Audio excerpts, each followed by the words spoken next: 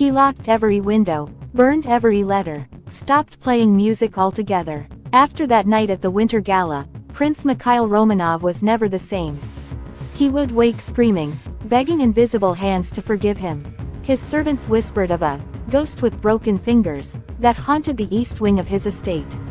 And yet, no one ever spoke her name. Not in the palace, not in the churches, not even in the dungeons where she'd once been buried alive. But something was happening, something the empire couldn't contain. Rumors of the ghost musician. A year later, in 1908, strange things began to happen across St. Petersburg. A general's wife claimed she heard violin music in her child's nursery, at exactly midnight. The violin had no strings. A librarian reported a masked woman visiting the archives, asking for military blueprints, but when he turned to get the files, she vanished. An imperial cook said he saw a woman light a candle in the Tsar's abandoned chapel, then disappear into the wall. Each story was dismissed, each witness silenced, but the pattern was undeniable. Those who betrayed her were dying, one by one. The fall of the prince. In March 1909, Mikhail was placed under private arrest for what the royal family called melancholic delusions. The truth: he was writing her name everywhere. On the walls, on mirrors, on his skin. Anya, Anya, I didn't know. He wasn't mad. He was mourning, but no one believed him. Except, a new player enters, Sofia Dragunov, a nurse assigned to care for the prince. She was soft-spoken, always wore gloves, and hummed lullabies no one recognized. But one day, while trimming Mikhail's beard, she whispered, "Greater than, you let them break her fingers." But she taught herself to kill with sound. He froze. Tears welled up. And then he said something no one expected.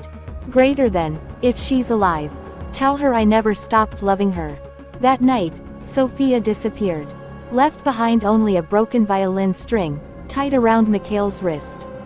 The secret recordings. Shortly after, a wax cylinder was smuggled out of the prince's chambers. An audio recording, crackled, distorted. But inside it, a haunting violin solo. No known composer, no sheet music, just a melody so piercing, one audio technician reportedly went deaf in one ear. Music historians today refer to it as the widow's dirge. But there's more, hidden in the background, barely audible, a whisper. Greater than, justice doesn't die. It waits. The Tsar's panic. By 1910, the Tsar had grown paranoid. The empire was fraying, revolution loomed, but he wasn't afraid of politics. He was afraid of her. He ordered every royal violinist interrogated, every female musician shadowed, every royal performance reviewed for hidden messages. Still, the deaths continued. A minister collapsed mid-speech. A general slit his own throat without warning. A duchess was found drowned, in a dry room. Every corpse, marked with a single, strange clue. A black rosin smear where the heart should be. A signature, perhaps. The final confrontation. Unknown location, 1911. There is no record of this meeting. No photograph. No witnesses. No confession. Only one page, hidden in the memoir of a minor palace janitor, published after his death. It reads, "Greater than, I saw him walk alone through the snow. The prince, toward the lake, toward her. She was waiting, face covered, violin in hand. No words were spoken. He knelt. She played. And when the music stopped, he was gone." Some believe Mikhail drowned himself in Lake Ladoga.